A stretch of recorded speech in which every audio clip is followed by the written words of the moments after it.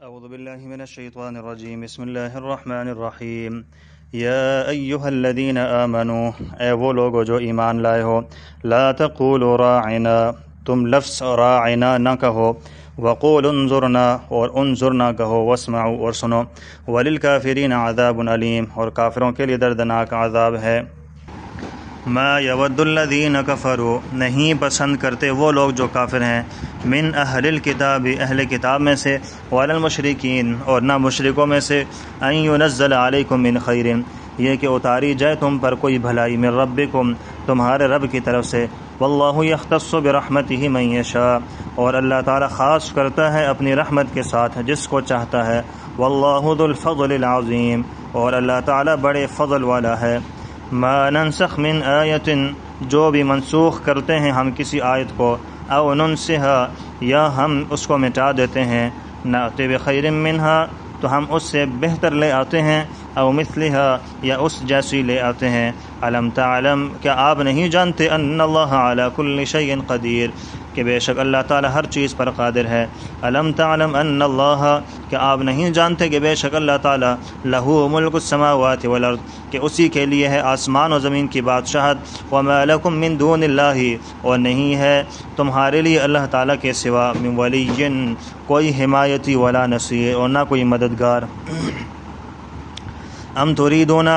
کیا تم ارادہ کرتے ہو ان تسألوا رسولکم کہ سوال کرو تم اپنے رسول صلی اللہ علیہ وسلم سے کما سئل موسیٰ من قبل جس طرح سوال کیا گیا موسیٰ علیہ السلام سے اس سے پہلے ومن یتبدل الکفر اور جو شخص تبدیل کرے گا کفر کو بالایمان ایمان کے بدلے میں فقد ضل سواء السبیل پس تحقیق وہ سیدھے راستے سے گمراہ ہو گیا صدق اللہ العظیم۔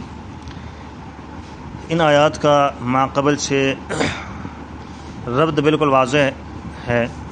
کہ یہود و نصارہ کی شرارتوں کا ذکر چلا آ رہا تھا۔ ان آیات کے اندر بھی ان کی ایک شرارت کا ذکر ہے کہ وہ حضور صلی اللہ علیہ وسلم اور ایمان والوں کو پریشان کرتے رہتے تھے۔ اس طرح کہ حضور صلی اللہ علیہ وسلم کی خدمت میں ہر طرح کے لوگ آتے تھے، ان میں شہری بھی ہوتے تھے، دیہاتی بھی، تعلیم یافتہ، ان پڑھ، ذہین بھی، غبی بھی اور متوسط ذہن رکھنے والے بھی لوگ ہوتے تھے، اور ہر مجلس ایسی ہوتی ہے کہ اس میں اس طرح کے لوگ موجود ہوتے ہیں۔ سب کو اللہ تعالی نے چونکہ ایک جیسا پیدا نہیں فرمایا، کچھ ایسے ہوتے ہیں کہ کلام کے شروع میں ہی وہ سمجھ جاتے ہیں کہ متکلم جو بات کرنے والا ہے وہ کیا کہنا چاہتا ہے، اور بعض جو ہوتے ہیں وہ کلام ختم بھی ہو جاتا ہے اور تب بھی ان کو جو ہے نا وہ سمجھ نہیں آ رہی ہوتی ہے، تو بعض دوران بیان سمجھ رہے ہوتے ہیں۔ تو بہرحال مختلف قسم کے لوگ ہوتے ہیں۔ چونکہ آپ صلی اللہ علیہ وسلم کی مجلس میں ہر طرح کے آدمی تھے، تو صحابہ کرام نے حضور صلی اللہ علیہ وسلم سے درخواست کی اور کہا راعنا ہماری رعایت فرمائیے۔ کیا بیان اس طریقے سے ہو کہ دیہاتی بھی سمجھ لیں اور شہری بھی سمجھ لیں، پڑھے لکھے بھی سمجھیں اور ان پڑھ بھی، ذہین بھی اور درمیانے بھی،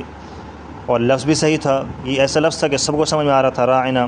اور مراد بھی وہ صحیح لیتے تھے کہ ہماری رعایت کیجیے، ہماری طرف توجہ دیجیے۔ مگر جو یہودی تھے اس لفظ سے غلط جو معنی تھا وہ مراد لے لیتے تھے، چونکہ ایک لفظ راعنا ہے اور دو معنی ہیں۔ راعنا رعونت سے احمق اور جاہل کا معنی میں بھی استعمال ہوتا ہے، اور وہ جب راعنا بولتے اور آپس میں ہنستے تھے، جبکہ صحابہ راعنا لفظ ہی بولتے تھے لیکن اس سے مراد ان کی اور ہوتی تھی کہ ہماری طرف توجہ دیجیے، جبکہ یہی جو مشرک تھے جب لفظ راعنا بولتے تو آپس میں ہنستے کہ ہم نے حضور صلی اللہ علیہ وسلم کو احمق اور جاہل کہا معاذ اللہ، اور اس طرح بھی شرارت کرتے کہ راعینہ کا لفظ جو ہے نا اس کو ذرا کھینچ کر پڑھ لیا کرتے تھے، راعینہ کہتے تھے، چرواہا جس کا معنی ہے کہ ہمارا چرواہا معاذ اللہ۔ تو اسی طرح یہودی جب آپ صلی اللہ علیہ وسلم کے پاس آتے تو جلدی سے کہتے السلام علیکم، اس کا معنی کیا ہوتا ہے السلام علیکم کا؟ بعض دفعہ جب کوئی بندہ ہم میں سے بھی کوئی سلام کرتا ہے تو سلام صحیح طریقے سے نہیں کر پاتا، السلام علیکم نہیں کہتا بلکہ وہ کہتا ہے السلام علیکم جی۔ تو السلام علیکم کا معنی کیا ہے؟ معنی کہتے تم پر موت واقع ہو، اور السلام علیکم کا معنی کیا ہے جی؟ تم پر رب تعالیٰ کی طرف سے سلامتی ہو۔ تو اس طرح چلاکی سی حرکت بھی کیا کرتے تھے۔ ایک مرتبہ حضور صلی اللہ علیہ وسلم اپنے کمرے میں موجود تھے اور ایک کونے پر پردہ لٹکا ہوا تھا، اور اس پردے کے اوٹ میں پیچھے حضرت عائشہ رضی اللہ تعالیٰ عنہ تھیں، چونکہ کمرے تو ہوتے نہیں تھے اتنے زیادہ، تو فرماتے ہیں کہ ایک شخص آیا تو حضرت عائشہ پردے کے پیچھے چلی گئیں، تو ایک آدمی نے دروازہ کھٹکھٹایا اور آپ صلی اللہ علیہ وسلم نے اس کو اندر آنے کی اجازت دی اور حضرت عائشہ صدیقہ پردے کے پیچھے چلی گئیں۔ اس آدمی نے کہا کہ السلام علیکم، تو حضرت عائشہ نے اندر سے کہا کہ علیک السلام واللعنہ، کہ تیرے اوپر موت ہو اور لعنت پڑے۔ خیر بہرحال اس یہودی نے جو بات کرنی تھی کر کے وہ چلا گیا۔ حضور صلی اللہ علیہ وسلم نے فرمایا عائشہ بڑے غصے میں تھی، کیا بات تھی؟ کہنے لگی حضرت الم تسمع ما قال، آپ نے سنا نہیں جو اس نے کہا تھا، یعنی السلام علیکہ کہا۔ تو حضور نے فرمایا کہ الم تسمعی ما قلت له، کیا تو نے مجھے نہیں سنا کہ میں نے اس کو کیا کہا تھا؟ میں نے صرف یہ کہا تھا علیک، تجھ پر پڑے، بس اتنا جواب کافی ہے۔ جتنا دوسرے کی طرف سے ظلم ہو اور اسی قدر اس کا جواب دیا جائے، زیادتی نہیں کرنی چاہیے۔ تو یہ جو لفظوں کے اندر ہیرا پھیری کیا کرتے تھے اور راعنا کا جملہ تھا، چونکہ اس میں سے توہین کا پہلو بھی نکلتا تھا، لہٰذا اللہ تعالیٰ نے ایمان والوں کو اس جملے کے استعمال کرنے سے منع فرما دیا اور فرمایا یا ایھا الذین آمنوا، اے وہ لوگ جو ایمان لائے، لا تقولوا راعنا، تم لفظ سے راعنا نہ کہو، اگرچہ معنی صحیح بھی ہے، ٹھیک بھی ہے، اس کا صحیح معنی بھی بنتا ہے، لیکن جو مشرک ہیں وہ اس کا غلط معنی مراد لیتے ہیں، اس لیے اس لفظ کو ہی چھوڑ دینا زیادہ بہتر ہے۔ اس کے بدلے میں اللہ نے ایک اور بہترین لفظ عطا فرمایا کہ فرمایا وقولوا انظرنا واسمعوا، اور حضرت ہماری یہ کہو کہ انظرنا اور واسمعوا، کہ ہماری طرف نظر شفقت فرمائیں۔ تو اس سے اتنی بات سمجھ میں آ گئی کہ اگر جملہ صحیح ہو اور اس سے مراد غلط ہو تو اس کو بولنا صحیح نہیں ہوتا ہے، کیونکہ بعض لوگ اس سے غلط مراد لے لیتے ہیں۔ تو واسمعوا، دوسرا لفظ یہ کہا کہ واسمعوا، کہ حضور صلی اللہ علیہ وسلم کی بات کو غور سے سنو، وللکافرین عذاب علیم، اور کافروں کے لیے دردناک عذاب ہے۔ آگے اللہ تعالیٰ فرماتے ہیں کہ جن لوگوں کو تمہارے ساتھ عداوت ہے وہ کسی خیر اور بھلائی کو تمہارے لیے پسند نہیں کرتے ہیں۔ مطلب حضور سے جب دشمنی ہے، عداوت ہے، تو کیسے یہ پسند کریں گے کہ نبی کو نبوت ملے؟ ما یود الذین کفروا، نہیں پسند کرتے وہ لوگ جو کافر ہیں، من اہل الکتاب، اہل کتاب میں سے، یہودی ہوں یا عیسائی ہوں، وللمشرکین، اور نہ مشرکوں میں سے، ان ینزل علیکم من خیر، یہ کہ اتاری جائے تم پر کوئی بھلائی، من ربکم، تمہارے رب کی طرف سے۔ کہ نبوت کسبی نہیں ہے کہ کوئی محنت زیادہ کرے گا تو اس کو نبوت مل جائے گی۔ وہ کہتے تھے کہ ان کو نبوت ملی، ہمیں نبوت کیوں نہیں ملتی ہے؟ ان کو کتاب ملی ہے تو ہمیں کتاب کیوں نہیں ملتی؟ فرشتہ ان کے پاس آتا ہے، ہمارے پاس فرشتہ کیوں نہیں آتا؟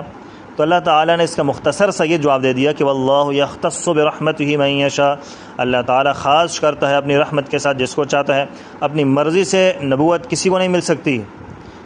وہ ہر چیز کو جانتا ہے، ہر چیز سے باخبر ہے، اپنی حکمت کے مطابق کام کرتا ہے۔ سب سے پہلے حضرت آدم علیہ السلام کو پیغمبر بنایا اور آخری پیغمبر محمد الرسول اللہ صلی اللہ علیہ وسلم کو پیغمبر بنا دیا۔ چاہے وہ زمانے کے اعتبار سے دیکھا جائے یا مرتبے کے اعتبار سے دیکھا جائے، حضور صلی اللہ علیہ وسلم کی ذات گرامی سے بڑا کوئی بھی نہیں ہو سکتا، اور نہ ہی آپ کے بعد کوئی پیغمبر آ سکتا ہے۔ واللہ ذو فضل العظیم، ذو الفضل العظیم، اللہ تعالیٰ بڑے فضل کرنے والا ہے۔ اچھا، آگے مسئلہ بیان ہو رہا ہے جی، نسخ کا مسئلہ۔ نسخ کا دیکھیں، یہ نسخ کا مفہوم یہ ہوتا ہے کہ اللہ تعالیٰ نے ایک حکم نازل فرمایا اور پھر کچھ عرصہ کے بعد بندوں کی نسبت سے اس کو ختم کر کے اس کی جگہ دوسرا حکم نازل فرما دیا۔ تو اس پر جو یہود و نصارہ تھے، مشرکین تھے، وہ اعتراض کرتے تھے کہ اللہ کے حکموں میں یہ تبدیلی کیوں آتی ہے؟ کیوں اللہ کو پتہ نہیں ہے کہ اس کے بعد کیا ہونے والا ہے؟ تو اللہ ایک ہی حکم نازل کرے جو اس سے پہلے بھی رہے، اس کے بعد بھی رہے۔ تو بہرحال مسئلہ یہ ہے کہ جن لوگوں کے ذہنوں کے اندر اشکالات ہوں، صحیح طرز پر چلنا نہ چاہتے ہوں، ان کے ذہنوں کے اندر یہ مختلف قسم کے اشکالات پیدا ہو جاتے ہیں۔ تو اس کا جواب قاسم العلوم والخیرات حضرت مولانا محمد قاسم نانوتوی رحمۃ اللہ علیہ نے اپنی کتاب انتصار الاسلام کے اندر چند شقوں کے اندر دیا ہے۔ تو میں اس میں سے آپ کے سامنے ایک دو شقیں ہی بیان کر کے مختصر بات کروں گا۔ پہلی بات تو یہ سمجھیں، جس طرح انسان کی جسمانی بیماریاں ہیں، اسی طرح روحانی بیماریاں بھی ہوتی ہیں۔ جسمانی بیماریوں کا علاج کسی ڈاکٹر کے پاس، معالج کے پاس، ماہر حکیم کے پاس چلا جاتا ہے بندہ، وہ ایک نسخہ تجویز کرتا ہے، پھر کچھ مدت کے بعد دوبارہ مریض وہ چلا جاتا ہے اسی ڈاکٹر کے پاس، تو وہ نسخہ تبدیل کر کے کوئی اور دوائی اس کو دے دیتا ہے۔ پہلے جو اس کی بیماری تھی، جس حد تک تھی، اس کے لیے وہ جو اس نے پہلے تجویز کی بیماری دوائی، تو اس کے لیے وہ فائدہ مند تھی۔ دوبارہ گیا تو جو دوبارہ اس کے لیے جو دوا فائدہ مند تھی اس نے وہ تجویز کر دی۔ تو اب کوئی بندہ یہ کہے ڈاکٹر کو کہ یہ ڈاکٹر بیوقوف ہے کہ پہلے اس نے کوئی اور دوائی دی اور اب یہ کوئی اور دوائی دے رہا ہے، تو مطلب یہ ڈاکٹر بیوقوف ہے۔ اصل بات یہ ہے کہ ڈاکٹر نے پہلے اس کی بیماری اور تھی، اس کے مطابق دوائی دی، بعد میں اس کی بیماری کم ہوگی، اس نے اور حساب سے اس کو دوائی دے دی۔ پہلے جب بندہ بیمار ہوتا ہے، مریض ہوتا ہے، تو اس کو نرم غذا کھلائی جاتی ہے، دلیا ہو گیا اور اس کے علاوہ جو بھی نرم غذا ہے وہ کھلائی جاتی ہے، تو جیسے جیسے وہ ٹھیک ہوتا جاتا ہے تو اس کی غذا عام روٹین پہ آ جاتی ہے۔ تو بہرحال یہی حالت ہے ان لوگوں کی بھی اس وقت کے کہ چونکہ اس وقت ایمان والے بہت تعداد میں کم تھے، حکم اور تھا، نرمی والا تھا، مشرکوں کے ساتھ بھی، کافروں کے ساتھ بھی نکاح کرنا جائز تھا، لین دین معاملات ٹھیک تھے۔ لیکن جیسے جیسے وقت گزرتا گیا اور ایمان والے چونکہ تعداد میں زیادہ ہوتے گئے تو اللہ نے اپنے احکامات کو تبدیل کر دیا اور اس آیت جو تھی اس کو منسوخ کر دیا، نسخ کر دیا۔ تو اس چیز کو کہا جاتا ہے نسخ کرنا۔ تو بات سمجھ میں میرے خیال میں آ گئی ہوگی۔ تو یہ کچھ حالات ایسے پیش آ جاتے ہیں جس کی وجہ سے پہلے معاملہ اور ہوتا ہے، بعد میں تبدیل ہو جاتا ہے۔ اب موسم تبدیل ہوتا ہے، گرمیوں میں گرمیوں کے کپڑے پہنے جاتے ہیں، سردیوں میں سردیوں کے پہنے جاتے ہیں، اور اگر کوئی گرمیوں کے اندر بھی سردیوں کے کپڑے پہننا شروع کر دے، جب موسم تبدیل ہوا اس نے کپڑوں کو تبدیل کر دیا۔ تو جب جیسے انسان کے باہر کے حالات جب مختلف ہوتے ہیں تو اس پر روٹین ورک جو ہوتا ہے وہ بھی تبدیل ہو جاتا ہے، تو ایسے ہی انسان کے جو اندر کے حالات ہوتے ہیں جب وہ بھی تبدیل ہوتے ہیں تو اللہ کا حکم بھی اس کے مطابق پھر تبدیل ہو جاتا ہے۔ تو اللہ نے فرمایا کہ ما ننسخ من آیۃ، جو بھی ہم کسی آیت کو منسوخ کرتے ہیں، مثلا پہلے کافر کے ساتھ نکاح جائز تھا پھر منع کر دیا، پہلے ایک کے مقابلے میں 10 کے ساتھ، ایک کا مقابلہ 10 کے ساتھ تھا پھر 2 کے ساتھ کر دیا، پہلے شراب جو تھی وہ حلال تھی پھر حرام کر دی، اسی طرح اور کئی مسائل ہیں۔ او ننسخ، یا ہم کسی آیت کو بھلا دیتے ہیں، اللہ تعالیٰ نے یہ حکم ختم کرنا ہے، آپ صلی اللہ علیہ وسلم تو ختم کر نہیں سکتے تھے، تو اللہ تعالیٰ فرماتے ہیں کہ سنقرئک فلا تنسى، ہم آپ کو پڑھائیں گے بس آپ بھولیں گے نہیں، الا ما شاء اللہ، مگر جو اللہ چاہے گا۔ ہاں اللہ نے بھلانا ہوا تو اللہ تعالیٰ اپنی مرضی سے کچھ بھلا بھی دے گا، آپ کو پتہ بھی نہیں چلے گا کہ یہ حکم بھی میرے اوپر آیا تھا۔